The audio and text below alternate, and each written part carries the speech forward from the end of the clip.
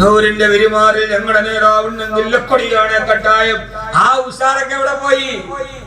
ഇസ്ലാമിന്റെ ഒരു ഐഡന്റിറ്റിയെ പറയുമ്പോൾ നമ്മുടെ നാവിങ്ങനെ താങ്ങുവാണ്. എന്തിനാ? ബാക്കി എല്ലാത്തിനും നമുക്കുണ്ട്. എന്താ മുദ്രാവാക്യം? കൂറുമാറ്റം, കാലുമാറ്റം, കാലുമാറി കാലുമാറി കാലുമാറ്റം ഒരു കലയാക്കി മാറ്റുന്നു. മത്സരിച്ചപ്പോ ഒരു പാർട്ടി, പ്രസിഡന്റ് തെരഞ്ഞെടുപ്പ് വന്നപ്പോൾ വേറെ പാർട്ടി. ഇത് നാണവും മാനവും ഉണ്ടെങ്കിൽ അവനവൻ മത്സരിച്ച പാർട്ടി തന്നെ നിലനിൽക്കുന്നത് ആരാണെങ്കിലും. എനിക്കിപ്പോ ഇവിടെ ഒരു കുഴപ്പമുണ്ടോ? ഇല്ലല്ലേ, ഇവനോട് പോകാൻ എന്നാ എന്റെ നടുക്കൂടെ വേണം പോകാൻ. ഈ ആളുകൾ വോട്ട് ചെയ്തത് എന്തിനാണ്? അവന്റെ രാഷ്ട്രീയം നോക്കി, അവന്റെ പാർട്ടി നോക്കി, അവന്റെ വ്യക്തിയെ നോക്കി. അത് ഏത് മല വന്നാലും അനങ്ങാതെ അങ്ങനെ തന്നെ നിൽക്കുക എന്നതിനാണ് രാഷ്ട്രീയം എന്ന് പറയുന്നത്. ഇത് പ്രസിഡന്റ് ആവാൻ അങ്ങോട്ട് ചാടി, അവിടെ നിന്ന് 8 ഇങ്ങോട്ട് ചാടി, ഇവിടെ നിന്ന് 3 അങ്ങോട്ട് ചാടി. ഈ രാഷ്ട്രീയം എന്ന് പറഞ്ഞാൽ അവിടെ തന്നെ നിലനിൽക്കണം. ഈ സമയത്ത് കളം ചാടുന്നതിന് എങ്ങനെ രാഷ്ട്രീയം എന്ന് പറയാ? ഇന്ന് എന്റെ പുറം നീ ചൊറിഞ്ഞു തന്നാൽ നാളെ നിന്റെ പുറം ഞാൻ ചൊറിഞ്ഞു തരും. അത്ര പറയണ വിഷമം വല്ലതും ഉണ്ടാ?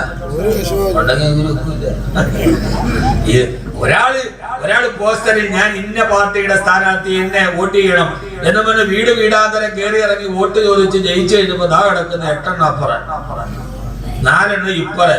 എന്തിനാ മത്സരിക്കുമ്പോ അത് പറഞ്ഞിട്ട് മത്സരിക്കണം. എന്നെ ജയിപ്പിച്ചാൽ ഞാൻ കാര്യം വരും, എന്നെ ജയിച്ചാൽ ഞാൻ മറുകണ്ടം ചാടും എന്ന് പറഞ്ഞിട്ട് വേണ്ട വോട്ട് ചോദിക്കാൻ. അത് വാർഡാണേലും ശരി, ബ്ലോക്ക് ആണേലും ശരി, നഗരസഭയാണേലും ശരി, എന്ത് ശരി, അതിൽ ഒരു ധാർമ്മികതയാണ്.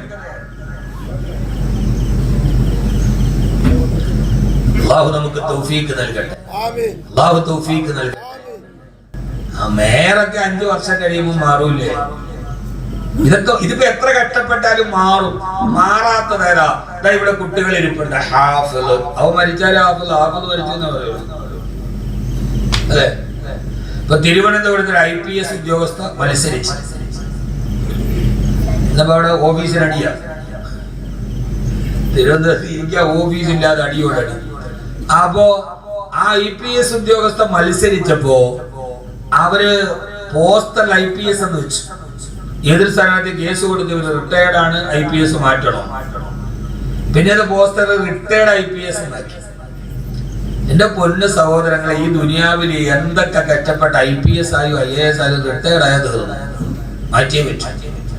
പക്ഷെ നിങ്ങൾ എന്നെ ഒന്ന് ആലോചിച്ച് നോക്കുക. കബീർ ബാക്കവി, ഞാൻ മരിച്ചാലും നിങ്ങൾ എന്താ പറയുള്ളൂ? ബാക്കവി മരിച്ചു എന്ന് പറയുള്ളൂ അല്ലേ? മരിച്ചാൽ ഹാഫിള് മരിച്ചു എന്നല്ലേ പറയുള്ളൂ. മരിച്ചാൽ ഇത് മാറൂല. IPS IAS ഒക്കെ എടുത്ത റിട്ടയർ ആയ അത്ര നാളെ കഷ്ടപ്പെട്ട് പഠിച്ചിട്ട് ഒരു പ്രയോഗം. അതുകൊണ്ടാണ് IAS പോവായിരുന്നു. നമ്മള് കഷ്ടപ്പെട്ട് ഇപ്പൊ ഞാൻ IAS ആയി എന്ന് വിചാരിക്കും, അത് മാറ്റാൻ പറ്റും. അതുകൊണ്ടാണ് ഞാൻ പോയത് 10ാം ക്ലാസ്സിൽ നിർത്തിയത്. ഇത് നിങ്ങൾ നോക്കി, ഇത് അവസാനം വരെ ആ ഒരു പദവി നിൽക്കും. ഈ കണ്ടം മാറിയും ചാലി മാറിച്ചവിട്ടിയും കിട്ടുന്നതിനൊക്കെ നൈമിഷികമാണ്. അള്ളാഹു നമുക്ക് കാത്തുരക്ഷിക്കട്ടെ. നിങ്ങളൊന്ന് ആലോചിച്ച് നോക്കി, 3 മാസമായിട്ട് കയ്യൊരു ചെറിയ പ്രശ്നമുണ്ട്, അതാ ഇരുന്നത്. പക്ഷെ അത് മുഴുവിക്കാൻ പറ്റുമെന്ന് എനിക്ക് തോന്നുന്നില്ല.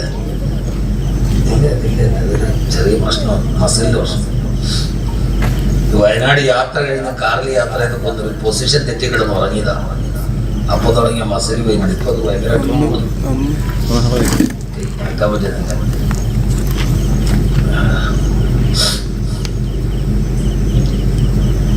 അപ്പൊ ഞാൻ എന്താ പറഞ്ഞത്?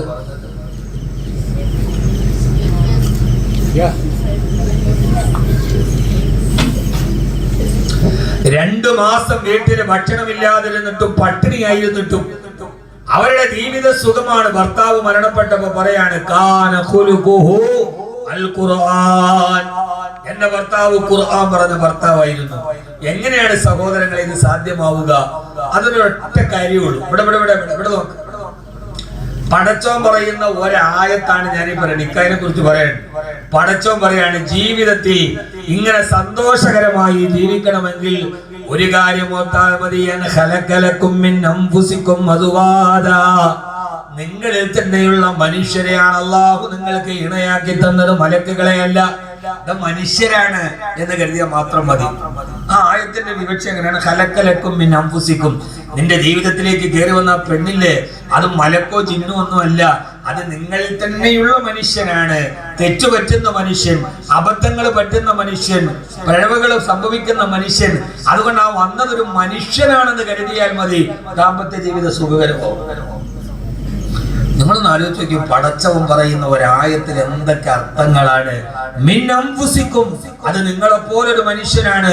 നിന്റെ വീട്ടിലേക്ക് വരുന്നത് ജിന്നൊന്നുമല്ല, നീ കെട്ടിക്കൊണ്ടു വന്ന പെണ്ണ് മലക്കൊന്നുമല്ല, നിന്റെ ഭർത്താവ് മലക്കല്ല, മനുഷ്യനാണ്. തെറ്റുപറ്റാവുന്ന മനുഷ്യൻ, ബുദ്ധിമുട്ടുകൾ ഉണ്ടാവുന്ന മനുഷ്യൻ. ഒരു തെറ്റുപറ്റി, ഇവിടെ എനിക്ക് വേണ്ട, ഇവനെനിക്ക് വേണ്ട, അല്ല, അത് മനുഷ്യനാണ് എന്ന ബോധം നിങ്ങൾക്ക് ഉണ്ടാവണം.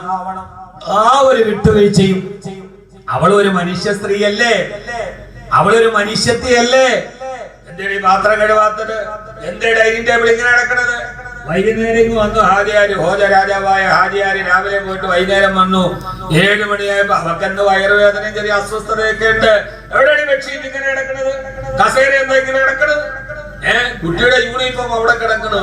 പിന്നെ ഹോജ രാജാവായ തമ്പുരാനെ പിന്നെ അവക്കില്ലാത്ത കുഴപ്പമില്ല. പടച്ചോൻ പറയാണ്, എടാ ചങ്ങാതി, മിൻ അൻഫുസിക്കും, അത് നിന്നെ പോലുള്ള ഒരു മനുഷ്യ ജന്മമാണത്. ആദ്യം കസേര കിടക്കുന്ന എന്താണെന്ന് അന്വേഷിക്കരുത്, തുണിയ മൂല കിടക്കുന്ന എന്താണെന്ന് അന്വേഷിക്കരുത്. അവളുടെ അടുത്ത് ആദ്യം പോയിട്ട് ചോദിക്കണം, നബീസ ഇന്ന് എന്തേലും നിനക്ക് വയ്യ, എന്തു പറ്റി, എന്താ ബുദ്ധിമുട്ട് എന്നാണ് ചോദിക്കണം. അതൊരു മനുഷ്യ സ്ത്രീയാണ് എന്ന ഒരു ബോധ്യം ഉണ്ടാകണം. ഹബീബായ നബി മുഹമ്മദ് മുസ്തഫ, ഹബീബായ നബി മുഹമ്മദ് മുസ്തഫ സല്ലല്ലാഹു അലൈഹി വസല്ലം ഒരു ദിവസം ലോഹർ നമസ്കാരം കഴിഞ്ഞ് അല്ലാഹുവിന്റെ റസൂൽ പള്ളിയിൽ നിന്ന് വീട്ടിലേക്ക് വന്നു. വല്ലാതെ വിശക്കുന്നുണ്ട് ഹബീബിന്. ആ വീട്ടിൽ വന്നിട്ട് വാതിൽ ചൊട്ടി ആയിഷ റളിയല്ലാഹു തആല വിളി കേട്ടില്ല. രണ്ടാമതും വിളിച്ചു ആയിഷ ബീവി, രണ്ടാമതും വിളി കേട്ടില്ല. മൂന്നാമതും വിളിച്ചു ആയിഷ റളിയല്ലാഹു തആല, മൂന്നാമതും വിളി കേട്ടില്ല. ലോഹർ കഴിഞ്ഞ് പള്ളിയിൽ നിസ്കാരം കഴിഞ്ഞ് വരികയാണ്. ഹബീബായ റസൂലുള്ളാഹി സ്വല്ലല്ലാഹു അലൈഹി വസല്ലം വീട്ടിൽ വന്ന് വാതിൽ മുട്ടി ആയിഷ, വിളി കേട്ടില്ല. രണ്ടാമത് ഒന്നുകൂടി വിളിച്ചു ആയിഷ, വിളി കേട്ടില്ല. മൂന്നാമത് വിളിച്ചു ആയിഷ, സൗണ്ട് മാറും. മൂന്ന് താളത്തിലായിരിക്കും വിളി. ലോഹർ കഴിഞ്ഞ സമയമാണ്, നല്ല വിശപ്പും ഉണ്ടാവും, അല്ലാതെ തിന്നാന്ന് വിചാരിച്ച് വരുമ്പോഴാണ് ഈ പ്രശ്നം. മൂന്നാമതും വിളി കേട്ടില്ല. നമ്മളാണ് എന്ത് ചെയ്യും? ദോരസ്കാരം കഴിഞ്ഞ് വന്ന നല്ല വിശപ്പുണ്ട്. ആ സമയത്ത് വീട്ടിൽ വന്ന് വാതിൽ മുട്ടി ഭാര്യ 3 പ്രാവശ്യം വിളിച്ചിട്ട് വിളി കേൾക്കണില്ല. നമ്മൾ എന്ത് ചെയ്യും? നിങ്ങളൊന്നും ചെയ്യൂലേ? നിങ്ങളുടെ ഭാര്യമാരൊക്കെ വലിയ ഭാഗ്യവതികളല്ല കേട്ടാ. ഇത്രയ്ക്ക് സബറും ക്ഷമയുള്ള നിങ്ങളെ കിട്ടിയത് അവർക്ക് വലിയ അനുഗ്രഹമാണ്. നിങ്ങൾ ഒന്നും ചെയ്യൂല, ഒറ്റ ചവിട്ടി വിട്ടോ വാതിൽ നിറച്ച് അപ്പുറത്ത് പോയി കിടക്കും. വൈകുന്നേരം മേച്ചിനെ വിളിച്ച് നമ്മൾ തന്നെ നോക്കും. ആ സമയത്ത് ഒരു ചവിട്ടി കൊടുക്കും, വാതിൽ അപ്പുറത്ത് കിടക്കും. രാത്രിയാകുമ്പോൾ പറയും മനുഷ്യനെ കള്ളം കയറണമെങ്കിൽ വാതിലെടുത്ത് നേരെ വെക്കാൻ പറയും. വാതിൽ നമ്മൾ പിറ്റേ ദിവസം മേച്ചിരിക്ക് 500 രൂപ എടുത്ത് നമ്മൾ തന്നെ ശരിയാക്കുകയും ചെയ്യും. യഥാർത്ഥത്തിൽ ഇവിടെയാണ് ഹബീബ് ജീവിതത്തെ പഠിപ്പിക്കുന്നത്.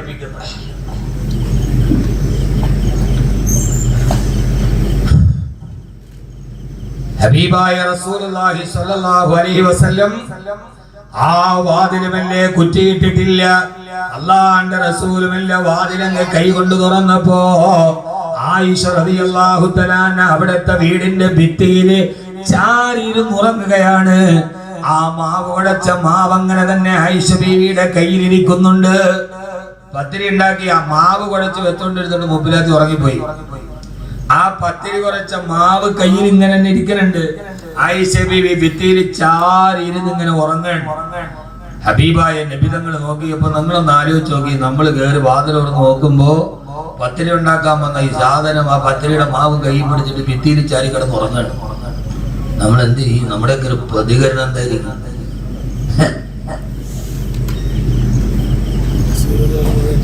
ഇവിടെയാണ് കുടുംബ ജീവിതത്തിന്റെ സൗന്ദര്യത്തെ നമ്മൾ പഠിക്കുന്നത്.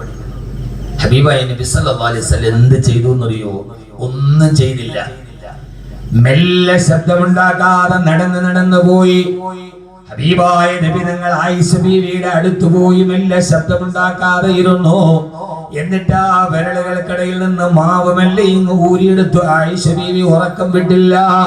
അല്ലാഹുവിന്റെ റസൂൽ ലോകത്തിന്റെ നേതാവ് അവിടെ ഇരുന്നിട്ട് നമ്മൾ പത്തിരി കൊണ്ട് പത്തിരി ഉണ്ടാക്കാൻ തുടങ്ങി. നമ്മൾ വിചാരിക്കും ഞാൻ പത്തിരി ഉണ്ടാക്കാനോ? അവിടെ ഇരുന്നിട്ട് പത്തിരി ഉണ്ടാക്കാൻ തുടങ്ങി. ആ പത്തിരി ഇങ്ങനെ ഉണ്ടാക്കിയിട്ട് കറിയും വെച്ചു. അവസാനം ചൂട് കറിയും ആയിഷ ബീവിയുടെ മുമ്പിൽ ചെന്നിട്ട് അല്ലാഹുവിന്റെ റസൂല് വിളിച്ചു, ആയിഷ. ആയിഷ ബീവി കണ്ണു തുറന്നില്ല, മഹദി വല്ലാത്ത ഗാഢനിദ്രയിലാണ്. രണ്ടാമതും വിളിച്ചു ആയിഷ. ആയിഷ ബീവി കണ്ണു തുറന്നില്ല. മൂന്നാമത് ചെവിയുടെ ഭാഗത്ത് പോയി പ്രണയാതിരേകത്തോടെ അല്ലാഹുവിന്റെ റസൂല് വിളിച്ചു, ആയിഷ. ആ ചെറിയ മന്ത്രം കേട്ടപ്പോ ആയിഷ റളിയല്ലാഹു തആല ഉറക്കത്തിൽ നിന്ന് ചാടി എഴുന്നേറ്റു. നോക്കുമ്പോൾ അല്ലാഹുവിന്റെ റസൂൽ പത്തിരിയും ചുട്ട് കറിയും വെച്ച് അല്ലാഹുവിന്റെ റസൂൽ ഇങ്ങനെ മുമ്പിലിരിക്കുകയാണ്. ഹബീബിന്റെ കയ്യിൽ പിടിച്ച് ആയിഷ ബീവി ചോദിക്കുന്നുണ്ട്, യാ റസൂലല്ലാഹ്, ഇന്നലെ തഹജ്ജുദ് നിസ്കരിച്ചിട്ട് കൂടുതൽ ഉറങ്ങിയില്ല നബിയേ. പത്തിരി കുടച്ചുകൊണ്ടിരുന്നപ്പോൾ അറിയാതെ ഉറങ്ങിപ്പോയതാണ്. അങ്ങനെ ഒന്ന് വിളിച്ചിരുന്നെങ്കിൽ ഞാൻ എഴുന്നേൽക്കുമായിരുന്നല്ലോ. യാ റസൂലല്ലാഹ്, ഹബീബായ നബി തങ്ങളുടെ മറുപടി, ആയിഷ, എല്ലാ ദിവസവും നീ അല്ലേ എനിക്ക് ഭക്ഷണം ഉണ്ടാക്കി തരുന്നത്. ഇന്ന് ഒരു ദിവസം എനിക്കൊരവസരം കിട്ടിയപ്പോ അത് ഞാൻ മുതലാക്കിയതാണ് ആയിഷ.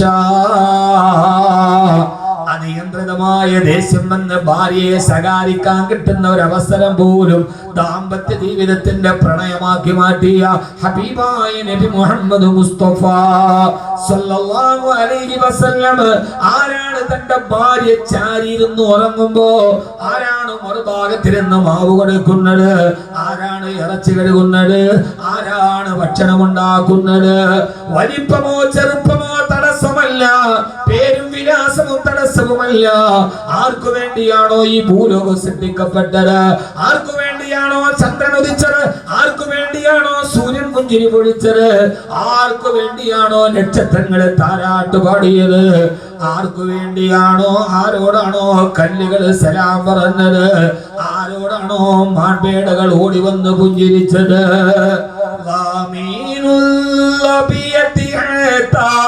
ترجع لمن استعاد سريعا ضمان النبي وافد عليه السلام. ആരാണ് സലാം പറയുന്നത്? ആരാണ് പത്രി കുടക്കുന്നത്? ബുറാഖിൽ കയറിയിട്ട് ഏഴാകാശം താണ്ടി കടന്ന ലോകത്തിന്റെ നേതാവാണ്. ഭാര്യ ഉറങ്ങുന്ന നേരത്ത് പത്തിരിക്ക് മാവ് കൊടുക്കുന്നത്.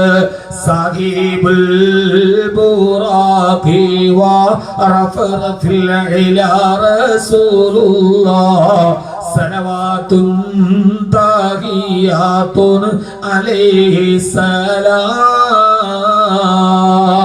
സഹോദരങ്ങളെ, ജീവിതം അല്പമേയുള്ളൂ. ഈ ചെറിയൊരു ജീവിതത്തിൽ കലഹിക്കാനല്ല, കലാപത്തിനല്ല, കോടതി വരാന്തകളിൽ വാക്ക് തർക്കത്തിനല്ല, മഹല്ല് കമ്മിറ്റിയിലിരുന്ന് പരാതി അങ്ങോട്ടും ഇങ്ങോട്ടും പറയാനല്ല. എന്റെ ജീവിതത്തിലേക്ക് വന്നതൊരു മനുഷ്യനാണ്. തെറ്റുകൾ പറ്റുന്ന മനുഷ്യന്, അപരാധങ്ങൾ പറ്റുന്ന മനുഷ്യന്, ബുദ്ധിമുട്ടുകളുള്ള മനുഷ്യന്, ഒരു മനുഷ്യ സ്ത്രീയാണ് അവളെന്ന് കരുതി അവളോട് അവരോട് നിങ്ങൾ സ്നേഹത്തോടെ പെരുമാറണേ എന്ന് വിശുദ്ധ ഖുർആൻ. അല്ലാഹു നമുക്കതിനെ തൗഫീഖ് നൽകട്ടെ. ആമീൻ പറയ്. അല്ലാഹു നമുക്കതിനെ തൗഫീഖ് നൽകട്ടെ. അധിക മനോഹര നൂറുല്ലാഹ് അഹ്മദ് നബിയിൽ സല്ലല്ലാഹ് അഗതിദയാലു ഹബീബുല്ലാഹ് ആമന്നാ ബിറസൂലില്ലാഹ് ഹസ്ബി റബ്ബി ബാബി ഖൽബി ഖൈറുല്ലാഹ് നൂർ മുഹമ്മദ് സല്ലല്ലാഹ്. ഉറക്കമൊന്ന് പാടാൻ മനസ്സിലാക്കിട്ടാണ് പിന്നെ ഇത്രയും പേരിരുന്നിട്ട് അത് വളരെ കേൾക്കണം. ഒന്ന് ഉറക്ക ചൊല്ലാൻ. ഹസ്ബി റബ്ബി ജല്ലല്ലാഹ് ഖൽബി ഖൈറുല്ലാഹ് നൂർ മുഹമ്മദ് സല്ലല്ലാഹു ബദറിലും മികന്തൊരു ശോഭ നബി ബീവി ആമിന തന്റെ സബി വലതുൽ അമീനായി വന്ന നബി آمنا برسول الله حسبي ربي قلبي يا الله نور محمد صلى الله لا إله إلا الله അല്ലാഹു നമ്മളെ സ്വീകരിക്കുമാറാകട്ടെ. അല്ലാഹു നമ്മളെ സ്വീകരിക്കുമാറാകട്ടെ. ഹബീബായ നബി മുഹമ്മദ് മുസ്തഫ വിശുദ്ധ ഖുർആൻ പഠിപ്പിക്കുകയാണ്, ഭാര്യ ഭർത്താക്കന്മാർ പരസ്പരം മനുഷ്യരാണ്, പിഴവുകൾ ഉണ്ടാകും, തെറ്റുകൾ ഉണ്ടാവും എന്ന കാര്യത്തെ കുറിച്ച് ബോധ്യമുണ്ടാവുക. മൂന്നാമത്തേത് വജഅല ബൈനകും മവദ്ദതൻ വറഹ്മാ, അവരുടെ രണ്ടുപേരുടെയും ഇടയിൽ പരസ്പര കാരുണ്യവും ബന്ധങ്ങളും ഉണ്ടാവുക. ദാമ്പത്യ ജീവിതത്തിലെ ഏറ്റവും പ്രധാനപ്പെട്ട ഒരു കാര്യമാണ് വജഅല ബൈനകും മവദ്ദതൻ വറഹ്മാ, അവരുടെ ഇടയിൽ പരസ്പരം ഒരു ബന്ധമുണ്ടാവുക. ഭാര്യയ്ക്ക് ഭർത്താവിനോട് ബന്ധം, ഭർത്താവിന് ഭാര്യയോട് ബന്ധം. അതോടൊപ്പം തന്നെ അതുവഴി ഉണ്ടാകുന്ന ബന്ധങ്ങൾ, ഭാര്യയുടെ പിതാവ്, ഭാര്യയുടെ മാതാവ്, ഭാര്യയുടെ സഹോദരങ്ങൾ. ചിലർക്ക് പെണ്ണ് കെട്ടിക്കൊണ്ടു വന്നാൽ പിന്നെ അവളുടെ വീട്ടിൽ പോകാൻ പാടില്ല, ഒരു വെക്കേഷന് 10 ദിവസം വിടൂല. പഹയന്റെ കൂടെ 11 മാസം നിന്നാലും ഉമ്മ ഓളിനൊരു 10 ദിവസം അവളുടെ വാപ്പാടും ഉമ്മാടെ അവളെന്തിനാ പോണത്? അമ്മായിയമ്മയുടെ ചോദ്യം, അവളെന്തിനാ പോണം? കെട്ടിച്ചോണ്ട് നമ്മുടെ വീട്ടിലോട്ട് കൊണ്ടുവന്നാൽ ഇവിടെ എനിക്ക് വേണ്ടി കണ്ണൂരാണ് നല്ലത്. കെട്ടിച്ച പെണ്ണിന്റെ വീട്ടിൽ തന്നെ. നമ്മുടെ നാട്ടിലാണ് ഈ പെണ്ണ് കെട്ടിയിട്ട് ഭർത്താവിന്റെ വീട്ടിലോട്ട് കൊണ്ടുവരും. എന്റെ ഒരു അഭിപ്രായത്തിൽ കണ്ണൂരെ പോലെ കല്യാണം കഴിച്ചിട്ട് ആ പെണ്ണ് അവിടെ തന്നെ കിട്ടതാ നല്ലത്. അവള് വേറൊരു വീട്ടിൽ വന്ന് അവിടുത്തെ ആളുകളുമായിട്ടൊക്കെ പൊരുത്തപ്പെട്ട് ആ പെൺകുട്ടി എങ്ങാനും പൊരുത്തപ്പെടാൻ പറ്റിയില്ലെങ്കിൽ പിന്നെ നരകതുല്യമാണ് ജീവിതം. കണ്ണൂരാണെങ്കിൽ കല്യാണം കഴിച്ച് പെൺകുട്ടി അവളുടെ വീട്ടിൽ തന്നെ, ഏത് നല്ലത്? മനാപ്പൂര് അല്ലെ, മറയുണ്ടാവും, എല്ലാം ഉണ്ടാവും. അതാ കണ്ണൂരുകാരുടേതാണ് നല്ലത്. ഞാൻ വീട്ടിൽ പറഞ്ഞപ്പോ എന്റെ ഭാര്യ എന്നോട് പറഞ്ഞു, കൊള്ളാം മോള് പ്രസവിച്ചു. എനിക്ക് മോളെ 12 വയസ്സായി. വാപ്പാടെ അഭിപ്രായം മാറും, അങ്ങനെയാണ് സ്വാഭാവികം. സ്വന്തം മോളാവുമ്പോ നമുക്ക് തോന്നും കണ്ണൂരാ നല്ലത്. ഞാൻ പലപ്പോഴും ആലോചിക്കുക, ഇവളെങ്ങനെ വളർന്നു, എങ്ങനെ കെട്ടിച്ചോട് പറ്റും പടച്ചോലെ, ഞാൻ എങ്ങനെ കാണാതിരിക്കും? നിങ്ങൾക്ക് അതാ ഞാൻ പറയുന്നത്, പടച്ചോ പറയുന്ന മിന്നമ്പൂസിക്ക് മനുഷ്യരാണെന്നുള്ളൊരു ബോധം വേണം. 10-17 വർഷം അവളെ വളർത്തിയിട്ട് ആ വാപ്പായുമായി നിന്റെ വീട്ടിലേക്ക് കെട്ടിച്ചു വിട്ടു. ഓക്കെ, ഒരു വെക്കേഷൻ ഒരു 10 ദിവസം, ഒരു ഓണത്തിന് ഒരു 10 ദിവസം അവൾ അവളുടെ വീട്ടിൽ പോയി സ്വസ്ഥമായിട്ട് നിൽക്കട്ടെ. അത് ചോദിച്ച വീട്ടിൽ പിന്നെ ഉമ്മാക്ക് പറ്റൂല, പെങ്ങക്ക് പറ്റൂല, നാത്തൂര് പറ്റൂല. അവളെന്തിനു വേണം? അത് അവൾ എത്തിയെന്നു വന്ന. ഇവിടെയാണ് ഖുർആൻ പറയുന്ന മിൻ അംഫുസിക്കും, മനുഷ്യരാണ്. ആ ബന്ധങ്ങളെ നിങ്ങൾ നിലനിർത്തണം. അവളുടെ വാപ്പ, അവളുടെ ഉമ്മ, അവരുടെ സഹോദരങ്ങൾ, അവള് 10-18 വർഷം കളിച്ചു നടന്ന അവളുടെ വീട്, അവളുടെ ബന്ധുക്കൾ, അവളുടെ കൊച്ചുമ്മമാർ, അവരോട് ബന്ധങ്ങൾ പൂർത്തിയാക്കാനുള്ള സമയമാണ്. അതുകൊണ്ട് അവളെ അങ്ങോട്ട് വിടണം, അത് അവളുടെ അവകാശമാണ്.